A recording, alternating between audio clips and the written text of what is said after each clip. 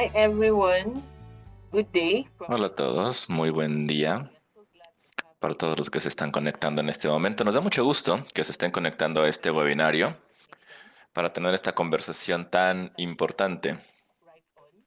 Estaremos comenzando en este momento y tenemos ya a todos nuestros ponentes y panelistas conectados. Tenemos el chat para comunicarse con nosotros y también si deciden enviar alguna pregunta, tenemos el icono de preguntas y respuestas en la parte inferior de la pantalla. Esta sesión tiene interpretación simultánea al español y al francés, así que utilicen el canal de interpretación que corresponda para escuchar este webinario en el idioma correspondiente. Pueden seleccionar esto en el icono de globo o de interpretación para poder escuchar en el idioma que deseen. Tendremos una presentación en español también. Gracias a todos y todas por conectarse. Como sabemos, las conversación alrededor del panorama relacionado con salud sexual y reproductiva es algo que requiere y está buscando recursos y requiere también que haya una conversación, que estemos pensando sobre este tema más allá de eh, el apoyo internacional. Entonces, el propósito de este webinario será poder establecer cuáles son precisamente estos mecanismos. Tendremos ahora una discusión muy productiva para poder hablar sobre cuáles son estas alianzas que se pueden establecer en términos de modelos de financiamiento para la sustentabilidad. Dicho esto, vamos a pasar la palabra a nuestra primera ponente, que estará compartiendo más. Será la doctora Pascal Alotti. La doctora Pascal Alotti es la directora del Departamento de Salud Sexual y Reproductiva e Investigación de la Organización Mundial de la Salud. Es también una líder de temas de género, equidad, salud y derechos humanos. Su trabajo también incluye el desafío de los límites de salud global, abogar por la responsabilidad de la descolonización de la salud global y el desarrollo internacional, entre otros temas muy importantes en los que continúa trabajando. Pascal, la primera pregunta, y de lo que nos gustaría escuchar más de tu parte, tiene que ver con el tema relacionado con la falta de confianza en el multilateralismo y qué es lo que significa en términos de del tema que nos compete. ¿Cómo podemos defender? Entonces, la pregunta es, ¿cómo podemos defender este sector de la salud sexual y reproductiva e investigación de los ataques en la ciencia y la evidencia en términos de género y derechos, especialmente con la desinformación que se encuentra actualmente en el panorama de información?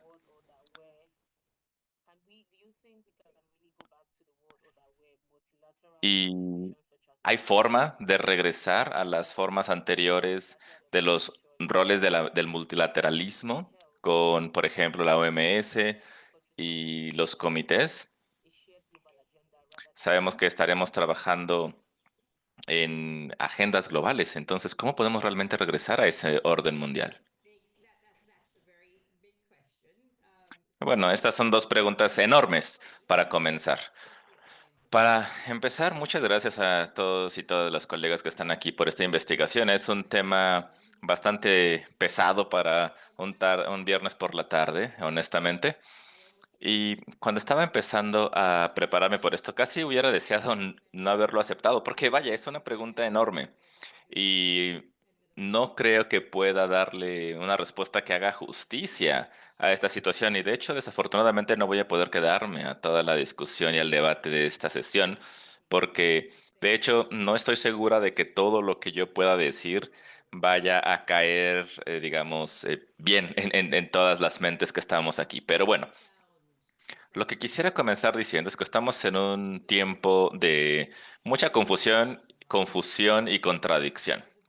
El trabajo que hacemos en el sector de SRHR involucra muchísima colaboración y todos sabemos de qué se trata todo esto. Cuando hablamos sobre SRHR es algo que entendemos como colectivo.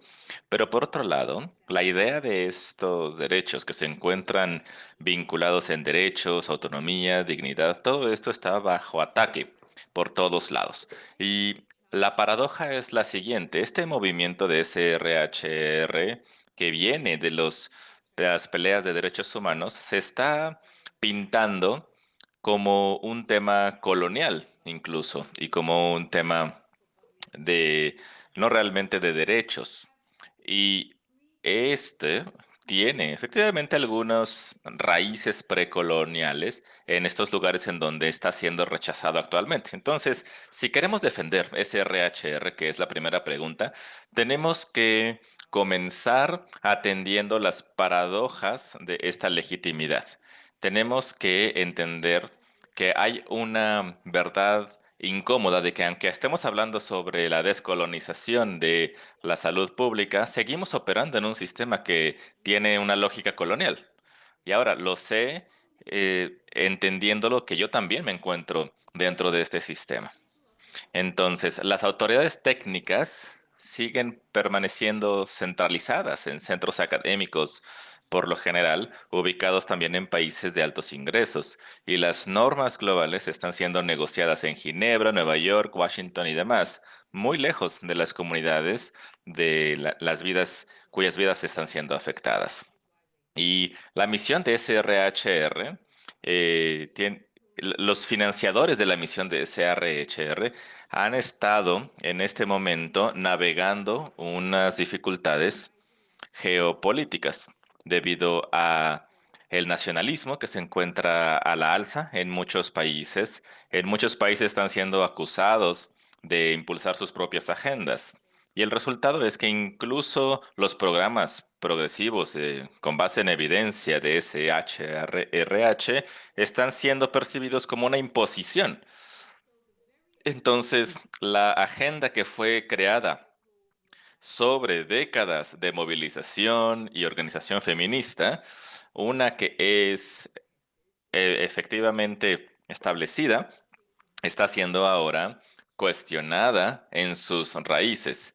Entonces vemos que estas dificultades de SHRH no solamente son sobre lo operativo, sino de identidad. No, esta no es una crisis de financiamiento, es una crisis de legitimidad. La desinformación está en el mainstream actualmente, las narrativas amplificadas por los medios digitales, movimientos políticos, incluso algunos actores estatales, están reencuadrando este tema de SHRH como una amenaza. Hemos visto cómo la desinformación y la misinformación no solamente son desafíos comunicativos, sino que también son herramientas políticas que están siendo utilizadas para erosionar la confianza en instituciones y políticas. Y el movimiento antigénero también se ha tratado de apropiar del lenguaje de salud de mujeres y valores familiares para empujar agendas exclusionarias. Entonces, ellos se establecen como protectores de la soberanía, protectores de la cultura, mientras se oponen a los derechos igualitarios de mujeres e intervenciones como, por ejemplo, aborto seguro. Entonces, en este espacio, SHRH es efectivamente un derecho universal, pero los valores que tenemos no son importados, son más bien recordados. La diversidad en estos sistemas de cuidado que el colonialismo está tratando de borrar. Y pensadores como Sirvan Tamali están también pensando en la descolonización como algo que debe incluir también la recuperación de las sexualidades y epistemologías indígenas y no solamente establecer sistemas globales. Entonces, de regreso a la pregunta, ¿de dónde vamos a partir de aquí, particularmente con estos efectos de falta multilateral? Y lo que tenemos que entender es que tenemos que lidiar con estas realidades en la actualidad. Tenemos que comenzar este trabajo con valor y humildad. Tenemos que tomar responsabilidad como movimiento SRHR de fallar en enviar e incluir voces comunitarias y permitir que en ocasiones el lenguaje técnico nos alejen de las realidades en el campo. En algunos casos, la arquitectura de salud global ha reforzado las asimetrías de poder en lugar de desmantelarlas. Entonces, las condicionalidades, incluso con las mejores intenciones, puede tener una repercusión y también puede llegar a ser una falta de respeto para la autonomía local. Y de hecho, este es uno de los hallazgos principales de la comisión que analizó esto en 2018, que estableció cómo es que las comisiones de SRHR no vienen necesariamente de la política local, sino en respuesta a lo global. Entonces, no podemos terciarizar la legitimidad. Tenemos que invertir en las organizaciones lideradas por mujeres feministas en lugares locales que se establezca también la importancia de la experiencia vivida en conjunto con la generación de evidencia para una solidaridad a largo plazo. Y en la OMS y en HRP también estamos trabajando para poder alcanzar este momento, para defender la integridad a través de otras iniciativas, incluyendo, tenemos una serie de webinarios para documentar la misinformación, también sistemas de salud en la sociedad civil para co-crear espacios basados en evidencia que resuenen efectivamente en diferentes contextos. Así que tenemos que recuperar ese RHR, no como un proyecto occidental, sino como un proyecto humano que esté vinculado en las historias plurales, en la resistencia colectiva y también enraizado en la creencia que todas las personas en todos lados tienen el derecho de tomar decisiones sobre su cuerpo, sobre sus vidas y sus futuros. Gracias por la atención. Muchas gracias por este recordatorio tan importante, doctora Pascal. Y como comentó, efectivamente, reimaginar y repensar el status quo nos va a llevar a entender estas realidades y contextualizar también lo que el financiamiento internacional puede o no puede hacer con respecto a los derechos sexuales y reproductivos y de investigación, a pesar de que haya este rechazo incluso local sobre este tipo de apoyo. Ahora pasaremos a la siguiente parte con nuestra siguiente ponente, que se encuentra también aquí en la llamada.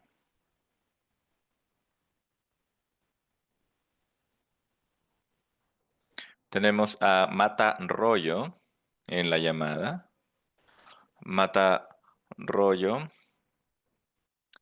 está aquí y es la directora ejecutiva de Profamilia en 2024, que es la organización, la ONG más grande colombiana que proporciona apoyo relacionado con derechos sexuales y reproductivos. Esto le ha permitido trabajar en la transformación social y política para poder mejorar el estatus de mujeres en Colombia y ha liderado los esfuerzos relacionados con la creación de políticas en sexualidad y derechos sexuales y reproductivos, asegurándose de que se puedan eliminar las barreras de acceso a prevención de enfermedades, a productos de cuidado de salud sexual en Colombia, entre muchas otras funciones. Marta continúa haciendo un trabajo muy importante en asegurarse de que nadie se quede atrás en el acceso a derechos y salud sexual y reproductiva. Muchas gracias, Marta, por estar aquí. La pregunta para Marta es si cree que los servicios de salud sexual y reproductiva pueden ser sostenidos y restaurados sin apoyo o con una asistencia extranjera reducida. Gracias, Goodness, y buenos días a todos, a todas, a todes. Voy a, hablando de descolonización, voy a hablar en español, rescatar este idioma que también forma parte del mundo. Y doctora Pascal, sus palabras resonaron de tantas maneras em, en lo que nosotros hemos pasado a lo largo de los años. Yo dirijo una organización, Profamilia, que nació y durante muchísimos años se dedicó exclusivamente a la provisión de servicios de salud sexual y salud reproductiva. Y totalmente de acuerdo, nosotros en el año 2012, que fue cuando inicié en esta organización, estábamos en quiebra. Quiebra quiere decir que no había suficientes recursos para pagar la nómina de Profamilia de la organización. ¿Y por qué comparto eso con ustedes? Porque en estos momentos en que absolutamente todo se está, digamos, desvaneciendo, lo que durante tantos años se construyó, siento que la experiencia que nosotros tuvimos en nuestra organización estrechamente relacionado con eso. O sea, la razón por la que Profamilia estaba prácticamente a puertas de desaparecer es porque a lo largo de los años la dependencia que había desarrollado de donantes y de los distintos mecanismos de cooperación global había sido completa, y eso le impidió durante muchos años analizar el contexto, cómo estaba cambiando, de manera tal que cuando estos donantes y estos cooperantes dicen Colombia está graduada de los temas de salud, Profamilia se demoró mucho tiempo en encontrar ese camino. Y fíjense ustedes que esto es, o sea, es muy triste porque en estos momentos es obligado. Todos, muchos de los que están aquí, que manejan organizaciones, que tienen clínicas, o que son organizaciones de la sociedad civil, que trabajan en temas de incidencia, en fin, todo el abanico del trabajo que se hace dentro del escenario de salud sexual y salud reproductiva, la gran mayoría están enfrentando eso que nosotros enfrentamos. ¿Qué es importante? Muy importante lo que hicimos fue desnudar por completo, por así decirlo, en qué momento estaba la organización. Y voy a dar ejemplos porque creo que los ejemplos son los que más les sirven, cosas concretas que hicimos. Lo primero, analizar nuestra planta de talento humano. Encontramos, por darles otro ejemplo, que teníamos más de 50 personas contratadas para lo que fue en sus años anteriores USAID, siendo que en este momento, en el 2012, no teníamos recursos de USAID. Entonces, ese análisis interno profundo, muy objetivo, muy frío, nos permitió entender que la organización seguía manteniendo gastos que no tenía cómo pagar. Y este es un ejemplo que nos sirve para analizar por qué lo que tenemos frente a lo que estamos enfrentando y que es una realidad, y como la doctora Pascal lo decía, injusta o no injusta, al final nosotros tenemos que tomar decisiones. Y para tomar decisiones, lo primero que se necesita es saber dónde estamos parados en estos momentos. Y es así que comenzamos a realizar, implementar una serie de estrategias como cuáles eran las oportunidades más inmediatas que teníamos. Les doy otro ejemplo. eh, Hacer una alianza con una farmacéutica local, comprometernos con ellas a que varios de los insumos que tenían nosotros podíamos vender más. Esto fue un voto de confianza, efectivamente, pero de lo que más nos preocupamos fue de cumplir ese voto de confianza. Nos sentamos con el gobierno nacional y analizando obviamente cuáles eran esas ventajas que tenemos como organización. Y al gobierno nacional le dijimos, miren, tenemos 2 programas y en estos 2 programas nosotros queremos ser parte de ese circuito donde se prestan servicios de salud. Nuevamente, voten, o sea, un voto de confianza en la organización, pero muy, muy, muy rigurosos al interior de cumplir con eso que estábamos ofreciendo. Comenzamos a construir una red de jóvenes porque sabíamos que ahí había una necesidad gigantesca.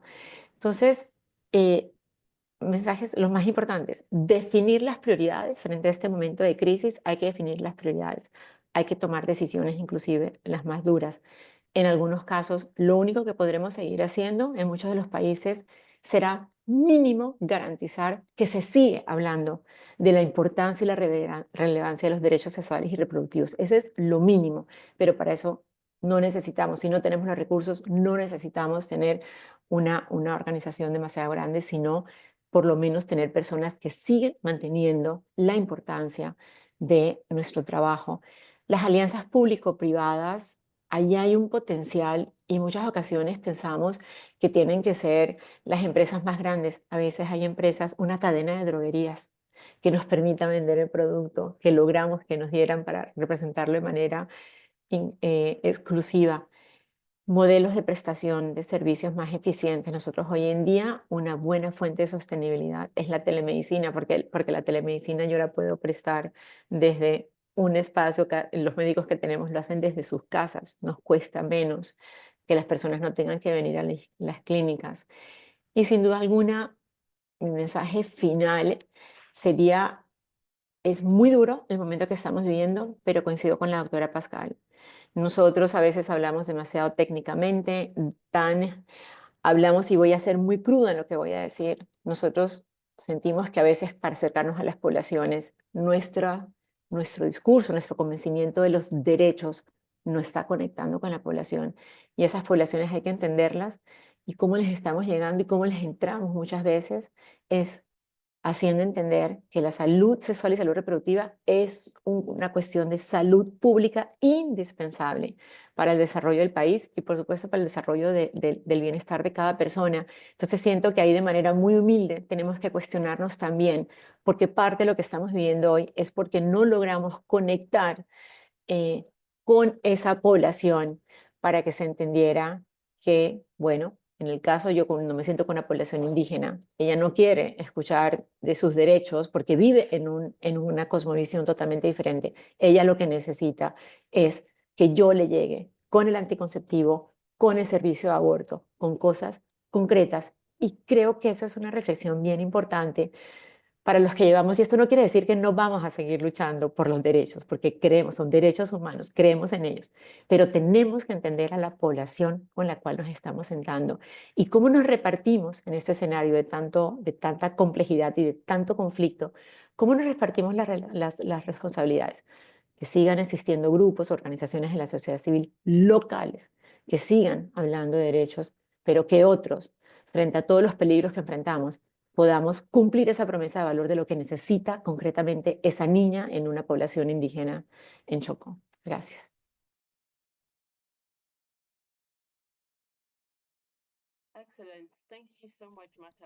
Muchas gracias, Marta, por estos comentarios.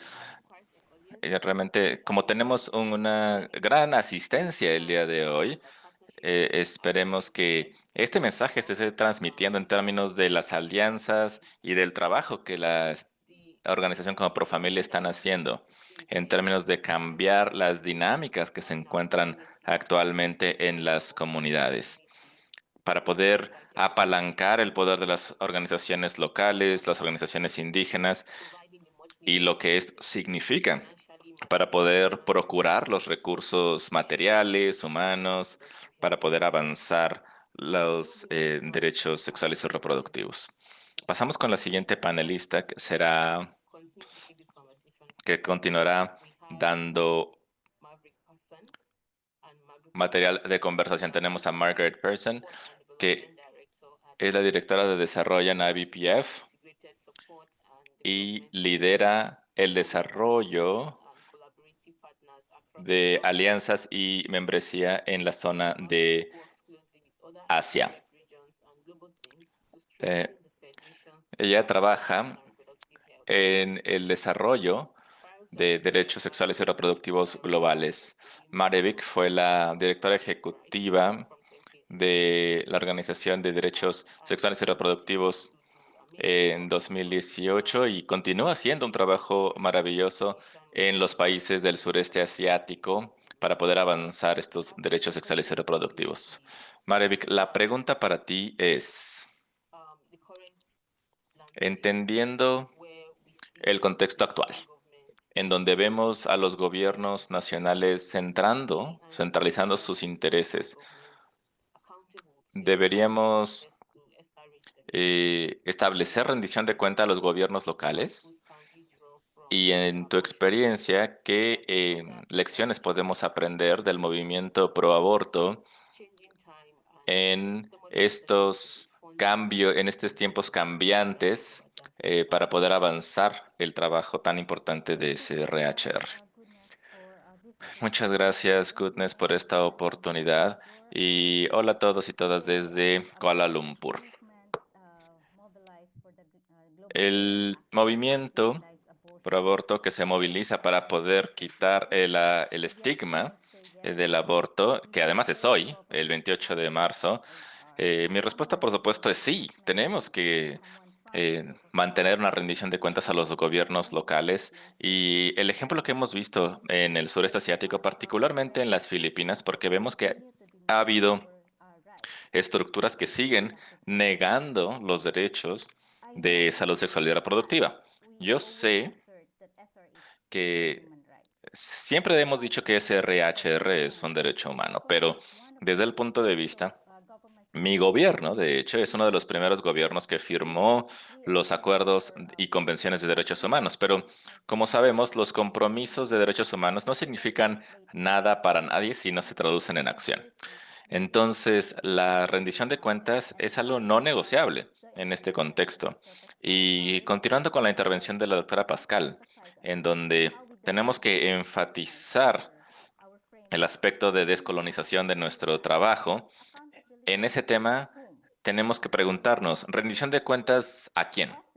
¿A quién somos responsables de dar resultados?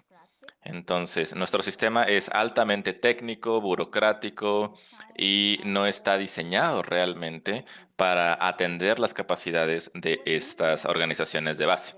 Así que lo que necesitamos es efectivamente un marco de trabajo de rendición de cuentas que confíe en movimientos locales feministas, que también los refuerce sus trabajos, que haya una descolonización del desarrollo.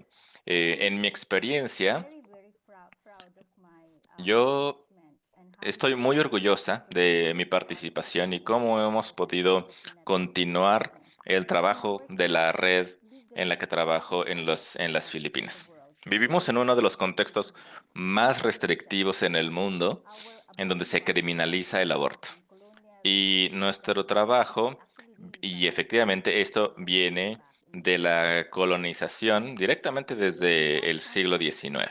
Ahora, en ese contexto, nosotros avanzamos la rendición de cuentas para 11 mujeres que mueren todos los días por abortos no seguros. Estamos buscando rendición de cuentas por estas vidas, para poder reconstruir el movimiento, para descriminalizar el aborto, para buscar justicia social en el país. Y lo hacemos a través de la desestigmatización y la desmitificación del aborto. Entonces, a lo largo de los años, como se ha dicho en la red de incidencia de aborto en las Filipinas, nuestro trabajo tiene base en principios que elevan la rendición de cuentas y también la incidencia con base en derechos humanos. Utilizamos la narrativa de derechos humanos en nuestro país para poder hacer que nuestro país efectivamente rinda cuentas al respecto de análisis interseccionales y toma de decisiones. Estamos muy conscientes que estamos trabajando en esto para largo plazo, así que es muy importante que facilitemos las narrativas y también el conocimiento para poder crecer y crear alianzas con otros sectores en los que podemos también trabajar, incluyendo, por supuesto, la participación en las redes internacionales. Desde esta experiencia sabemos y podemos aprender que el acceso a los derechos sexuales y reproductivos puede ser reencuadrado y siempre se ha puesto en el sistema de salud y justicia y tenemos que reforzar también y fortalecer colectivamente nuestros movimientos de forma multisectorial con los sectores feministas, legales y de salud pública, porque tenemos que enfatizar que este no es un tema único o una pelea única. También tenemos que establecer que estemos centralizando el tema. Estamos en los márgenes, estamos hablando sobre personas de la comunidad LGBTQ o con discapacidades que son más impactadas por la falta de acceso a los derechos sexuales y reproductivos, particularmente el aborto. Y desde ese punto de vista, en las Filipinas, incluso cuando la descriminalización del aborto en las Filipinas va a ser ganada por las feministas y por los activistas, no deberíamos dejar de proteger a las personas que consideran esto como un derecho muy frágil y que puede llegar a ser revertido en los documentos y en las leyes de nuestro país. Entonces, la rendición de cuenta es un poder que nosotros tenemos como movimiento, pero también es nuestra obligación como activistas. La rendición de cuentas significa que colectivamente estamos empujando para que haya una inversión en los movimientos de base. La rendición de cuentas significa también confiar en las personas que trabajan en campo, porque sabemos lo que necesitamos y ya estamos haciendo el trabajo incluso en una situación tan compleja como la que estamos actualmente. Muchas gracias. Muchas gracias, Maravik, por este recordatorio tan importante de lo que es la rendición de cuentas. Entonces, el trabajo que tenemos con con los institutos académicos y con las instituciones de base es evidencia de cómo a nivel organizacional podemos trabajar y podemos tener efectivamente el poder de hacer rendir cuentas a los actores en este contexto. ¿Cómo podemos mejorar el estatus actual de las cosas para poder hablar con la verdad al poder, para poder trabajar con gobiernos, instituciones y diferentes grupos para poder demostrar claramente en dónde está la evidencia y cuál es el impacto que está teniendo el trabajo por los derechos sexuales y reproductivos en las comunidades? Y las Filipinas, como se acaba de mencionar, es un excelente ejemplo de ello. Ahora pasaremos a la siguiente ponente que estará compartiendo más información. Tenemos a Pew. Tenemos a Phil Anglevich y Phil es el director actual del Instituto para Derechos Sexuales y Reproductivos y es investigador principal en el proyecto de monitoreo y desempeño. También proporciona apoyo y monitorea aspectos técnicos en su organización en términos de análisis de datos.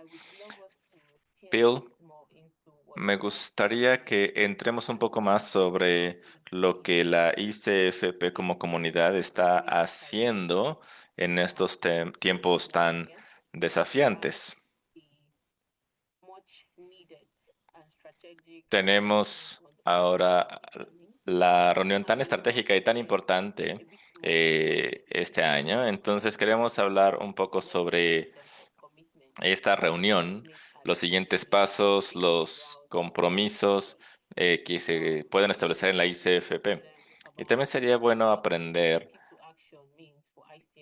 qué significa para la ICFP una estrategia para la acción para 2025, ya que muchas y muchos de nosotros estamos entrando mucho y viendo a la plataforma de ICFP como un lugar en donde se puede avanzar los derechos de equidad. Entonces, ¿cómo se está planeando utilizar esta plataforma para encontrar oportunidades en vista de la reunión próxima? Muchas gracias, Goodness, y aprecio mucho la oportunidad de hablar en esta reunión, en este webinario al respecto de este tema. Entonces, me gustaría mencionar primero el tema de esta reunión. Y para empezar, ¿cómo es que llegamos a donde estamos? La reunión de ICFP es algo que hemos planeado desde hace mucho tiempo y es uno de los eventos Drumbeat que hemos establecido también en la conferencia en noviembre.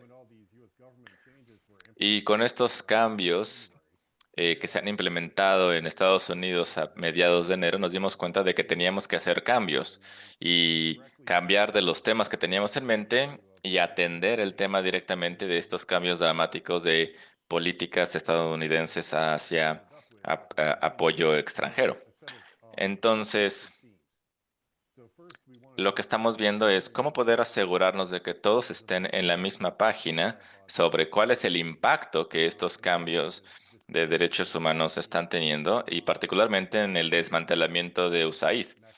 Y empezamos a trabajar con apoyo extranjero, impacto y también algunas áreas en el ámbito de finanzas y investigación.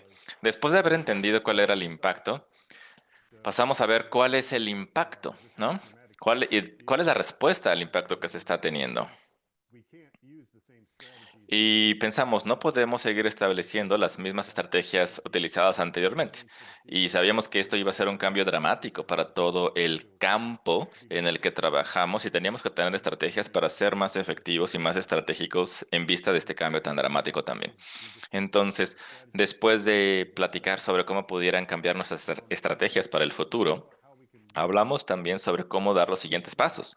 ¿Cuáles serían efectivamente las siguientes acciones y prioridades que tendríamos que tener con base en estos requerimientos? Tendríamos que enfocarnos más en incidencia, tendríamos que ampliar nuestro impacto y también conectar con otros ámbitos que están igualmente impactados. Entonces, ICFP, por supuesto, es un vehículo muy, muy importante para poder promover las discusiones en este tema de hoy a los siguientes meses y años. Entonces, los principales resultados de esta conferencia son los siguientes y lo que estamos buscando. Tenemos que identificar las prioridades. Queremos empujar las prioridades efectivamente hacia adelante. Las formas como vamos a tener que adaptarnos como campo son bien conocidas y tenemos que, como comunidad, trabajar en conjunto para poder empujar estas prioridades hacia adelante. Ese es el primer paso y compromiso. El segundo tiene que ver con que tenemos que seguir construyendo la atención y dirigiendo la atención a esta disciplina. Estas campañas que se están haciendo para la ICFP es algo que animamos a que todas las organizaciones cuenten sus historias sobre cómo fueron impactados por planeación familiar. Así que todos los que se encuentran aquí presentes piensen en cómo es que la planeación familiar ha cambiado sus vidas y también presentarlo precisamente para la ICFP. Y me gustaría también invitarle a todos a entrar a los subcomités de ICFP y entrar a las subdiscusiones que se están teniendo en estos subcomités, e identificar las prioridades que se tienen y se les da la invitación de cómo pueden recalibrar el campo para poder avanzar. Por supuesto, queremos seguir asegurándonos de que todo el mundo vaya a la ICFP y pueda asistir. Así que hemos extendido las fechas límites de envíos de abstracts, de resúmenes de investigación, y se tiene un poquito menos de un mes para seguir enviando estos abstracts. Así que queremos asegurarnos de que sigamos tomando las medidas correspondientes para que el campo se pueda beneficiar de estos conocimientos y animamos a todos a asistir. Me parece muy importante que podamos hacer compromisos para esta conferencia. Pueden ser compromisos pequeños o grandes, pero colectivamente, si todos tomamos compromisos, puede ser una ola colectiva de cambio que puede llevar a este campo hacia donde tiene que ir. Me parece que esta acción colectiva es una prioridad en este momento. Tenemos que solidificar nuestras bases y encontrar formas de canalizar nuestra pasión por este ámbito y llevarlo a un lugar productivo y significativo. Y finalmente, animo a que todos nos contacten con ideas, ya sea que se unan a un subcomité de ICFP, como ya les mencioné, o que nos escriban directamente. Siempre estamos buscando nuevas formas de poder utilizar las ideas que se encuentran en la comunidad y llevarlas hacia adelante. Así que por favor contáctenos, no lo duden. Y finalmente me gustaría contestar el tema de equidad de lo que preguntó Goodness. Y el año pasado decidimos que el tema de ICFP para 2025 sería equidad a través de la acción. Y creemos que este sigue siendo un tema clave para esta disciplina, porque como se comentó, ya todos tenemos los datos correspondientes a, por ejemplo, cuánto falta reforzar este ámbito, este campo. Pero también tenemos que saber que la equidad es más importante hoy de lo que era hace unos meses, porque estos cambios que estamos viendo a nivel político está impactando a todas las poblaciones y no de forma igualitaria. Hay grupos que van a tener muchas dificultades en adaptarse y en recuperarse de estos cambios. Los grupos vulnerables tendrán una dificultad enorme. Lo hemos visto con COVID, con desastres climáticos, entre otros asuntos. Y esto no será distinto. Así que tenemos que asegurarnos que como grupo centremos la equidad como la forma en la cual pensamos estratégicamente para no dejar atrás a estos grupos vulnerables, jóvenes, migrantes, personas con discapacidad, grupos LGBTQ, etcétera. Y la equidad también es parte de los derechos sexuales y reproductivos. Y la razón por la cual estamos ahora llevando esta conferencia a Sudamérica es una de ellas. La equidad es siempre uno de estos temas que surgen cuando pensamos cómo podemos mejorar la ICFP. Entonces, estamos muy contentos de que la equidad es el tema de nuestra conferencia y a pesar de cierta oposición, seguirá siéndolo para noviembre.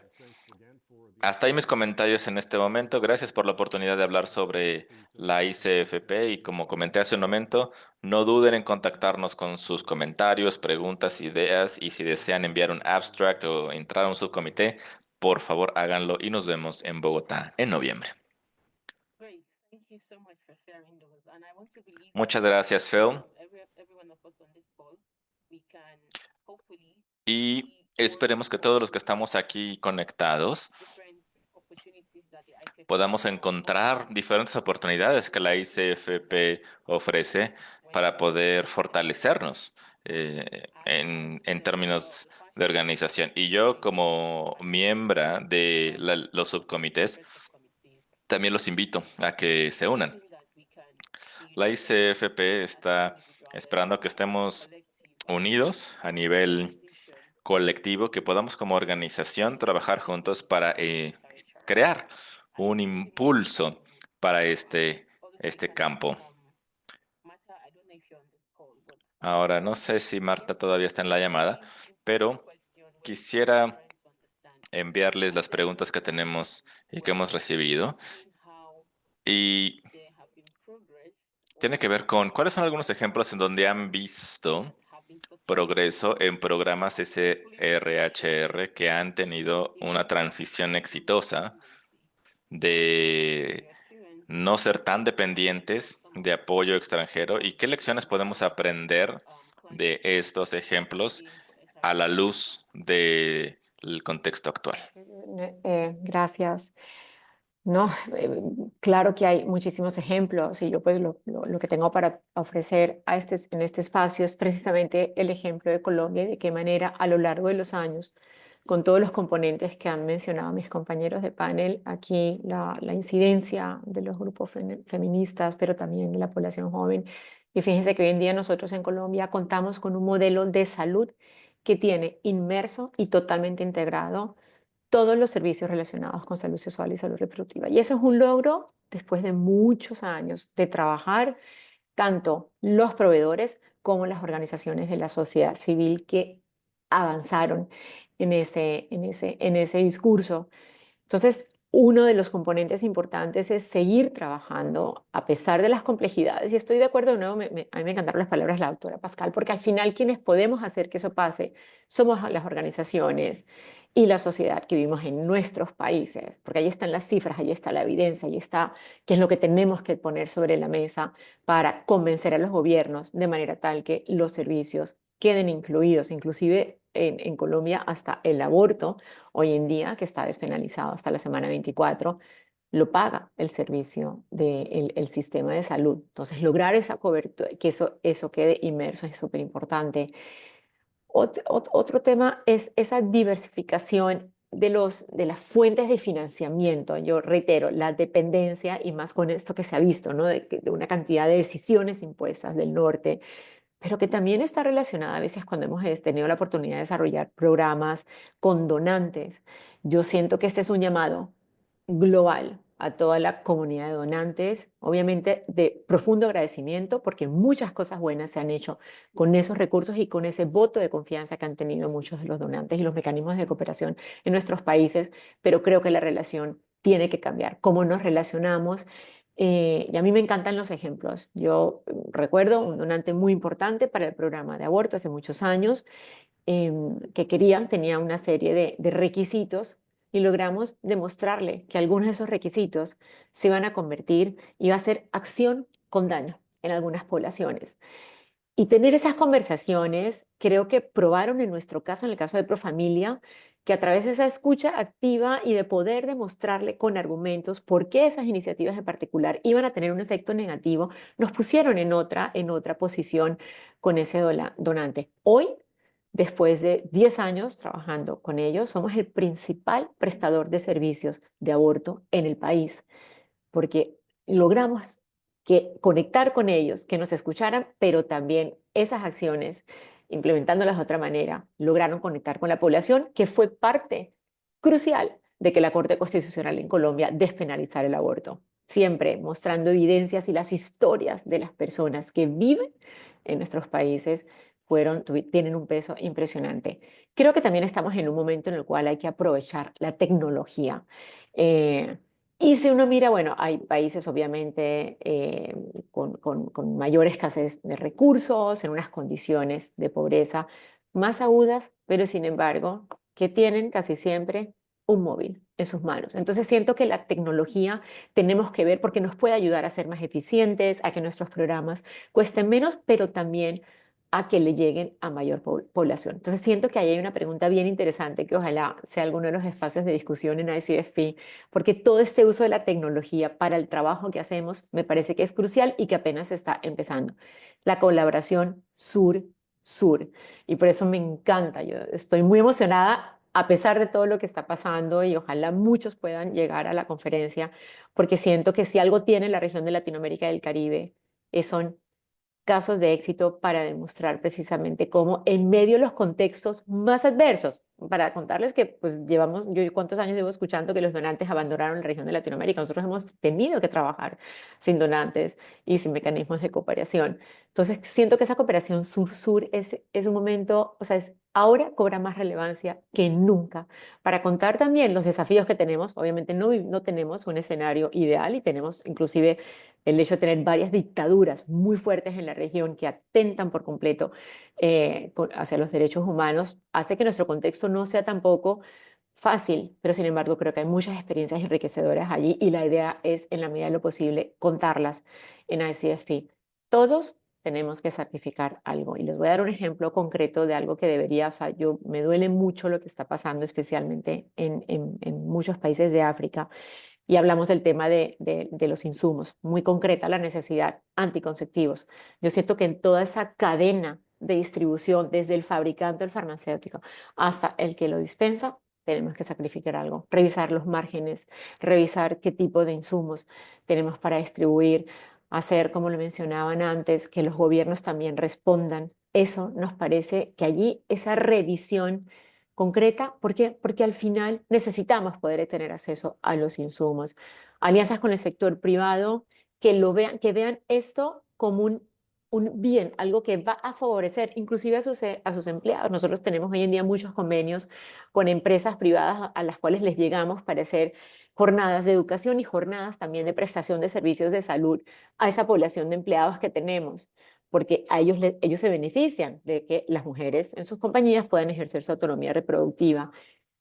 Eh, Toda esta parte de poder analizar, y esto suena muy, ¿cómo decirlo? Como muy frío, pero uno poder analizar, tener una persona al lado de confianza con la cual pueda analizar las finanzas y poder tomar decisiones, y también una persona comercial, porque nosotros no somos comerciales, pero tener esa persona que ve las oportunidades de mercado, las necesidades que hay, y aquí estoy hablando como muy, desde un punto de vista muy empresarial, también sirve. Y este mensaje fíjense que nosotros a lo largo de los años, con distintos donantes, logramos que parte de los recursos que los pudiéramos emplear para fortalecernos nosotros como organización.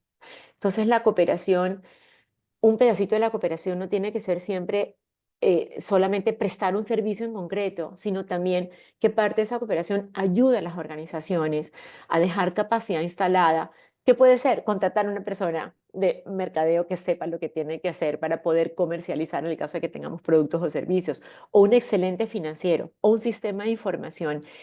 Esas inversiones, esa invitación a los donantes, a los cooperantes, a que en este mundo que está cambiando tanto, examinen y analicen la posibilidad de hacerlo, creo que es uno de los caminos para no volver a estar en esta situación donde tantas cosas están a punto de desaparecer porque no pudimos, no tuvimos ni los recursos ni la capacidad para entender que desarrollando nuestra capacidad instalada íbamos a poder sobrevivir a las crisis o por lo menos íbamos a estar a estar en una mejor posición para sobrevivirlas. Entonces yo sigo siendo una persona con mucha esperanza, esperanza en la fuerza de lo que hacemos cada uno de nosotros, el hecho de que aquí en esta reunión haya más de 200 personas conectadas escuchando estas ideas, siento que es un mensaje muy poderoso.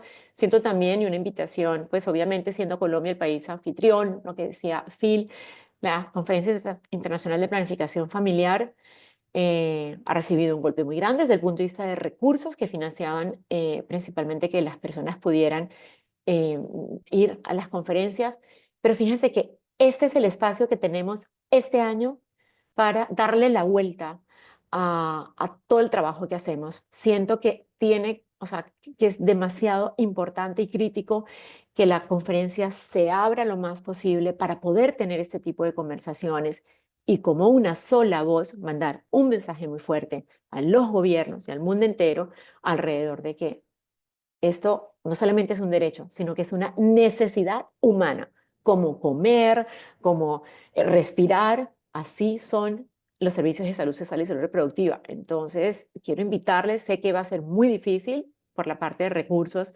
pero tenemos que hacer todo lo posible porque este espacio sea un espacio muy poderoso de volver a conectarnos con la población, de volver a conectarnos como países, de poder intercambiar experiencias y de pensar, estamos hablando del futuro, pero es un futuro inmediato, porque pues el desmadre ya llegó, lo complejo ya lo tenemos aquí, pero sí confío en que entre todos podamos seguir atendiendo esas necesidades de la población. Y mi último mensaje está relacionado con que también nos tenemos que cuidar nosotros y cuidarnos en el sentido de estamos golpeados, estamos con ira, estamos frustrados, estamos confundidos hacia dónde van las cosas. Eso es importante tenerlo en cuenta y que cada uno encuentre ese espacio, si es con los hijos, si es con la familia, si es leyendo, si es el cine, si es el deporte, porque son los momentos donde esas frustraciones, esas rabias nos pueden bloquear e impedirnos tomar decisiones. Pero este es un momento también para tomar decisiones de cara al futuro.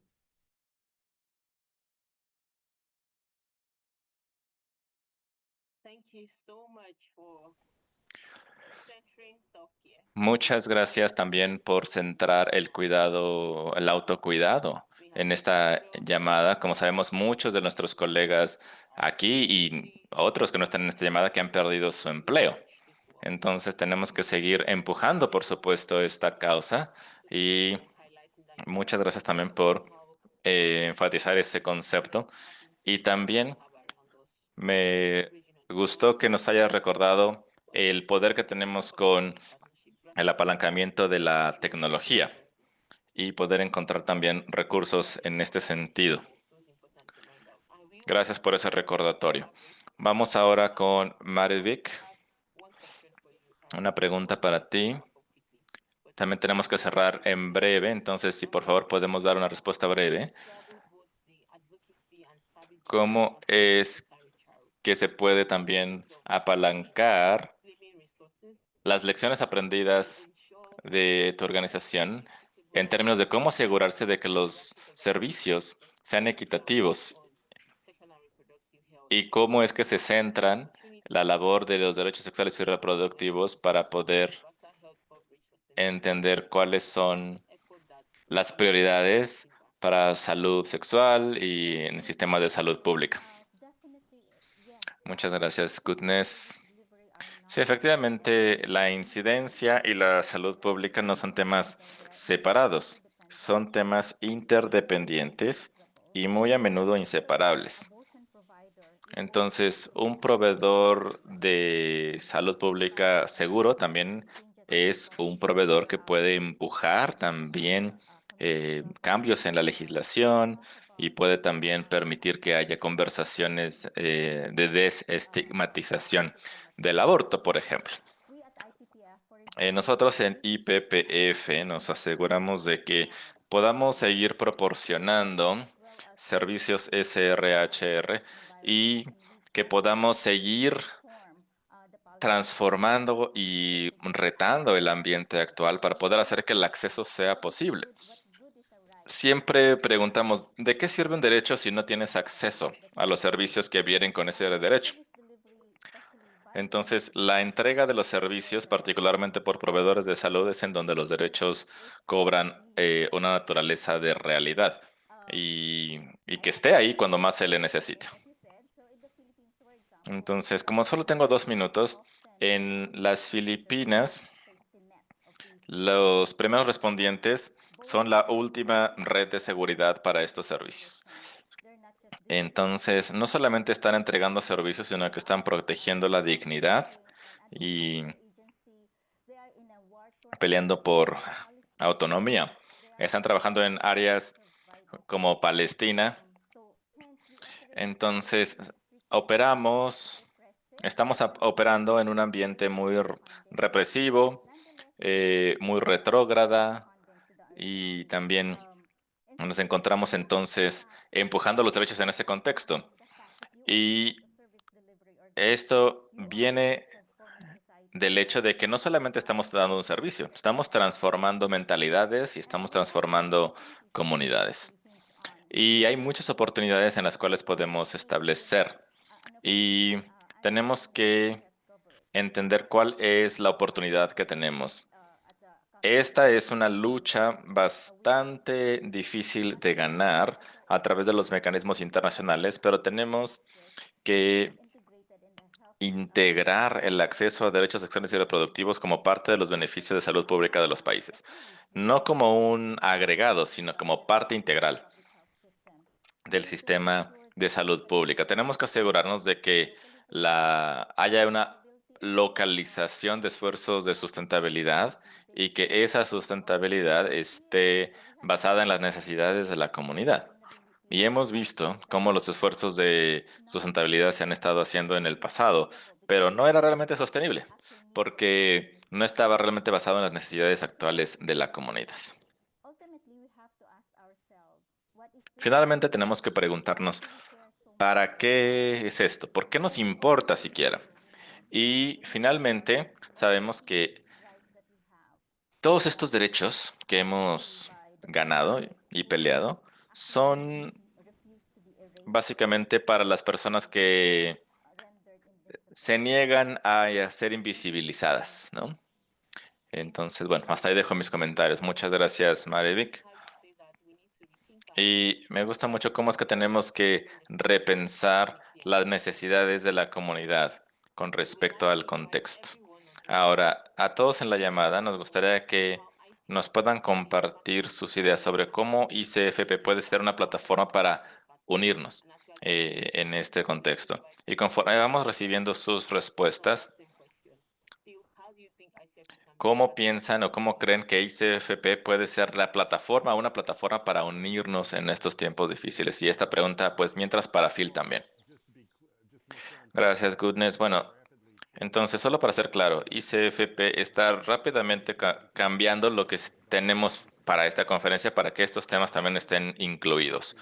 Entonces, entendiendo la magnitud de estos cambios de política tan nuevos, queremos asegurarnos de que eso sea un tema importante en esta conferencia de noviembre y que podamos hablar sobre el impacto, sobre cómo es que la estrategia tiene que cambiar y la importancia de incidencia y siguientes pasos. Ahora, como conferencia tenemos que atender adecuadamente todos los impactos de estos cambios de políticas y necesitamos, por supuesto, sus contribuciones. Entonces, a todos los que se encuentran presentes, queremos que nos envíen sus comentarios en términos de cómo creen que podamos atender estas nuevas realidades y que nos envíen sus ideas para poderlas incorporar también a la conferencia. Y cuando pensamos en cómo es que ICFP puede ser una forma o una plataforma para nuevos pasos, un tema clave para mí es que seamos una organización que esté orientada hacia la acción. Una cosa es hablar sobre qué podemos hacer, otra es individual y colectivamente pensar en qué podemos hacer para poder avanzar con el tema en este contexto tan desafiante. Así que de alguna manera este es un llamado a la acción, ¿no? Y todos tenemos que pensar qué es lo que podemos hacer para avanzar el tema de SRHR y una vez que lo hagamos, sabemos que esto puede ser algo totalmente poderoso. Y yo no le tengo que decir a nadie en esta llamada que este campo de investigación, conocimiento y práctica está caracterizado por la resiliencia. A ver, esto no es nada nuevo para nosotros. Este tipo de historia, este tipo de reservas, es algo que nosotros conocemos muy bien. Así que sé que podemos hacerlo y estoy entusiasmado de que ICFP pueda convertirse efectivamente en esa plataforma que estamos buscando. Absolutely, Phil. I strongly believe that Muchas gracias, Phil. Yo también deseo que esto pueda llegar a ser un esfuerzo común y continuemos entonces participando a través de los subcomités que nos envíen correos a ICFP para poder aprender y entender cómo podemos unirnos para trabajar alrededor de las prioridades para poder seguir haciendo el trabajo que necesitamos. Hemos llegado a la hora de este evento, entonces solamente le voy a pedir a Marta y en un minuto, por favor, regresando al tema de esta conversación. ¿Qué es lo que podemos, qué es lo que significa imaginar ese RHR? Eso significa seguir juntos, convencidos, conectando con la población.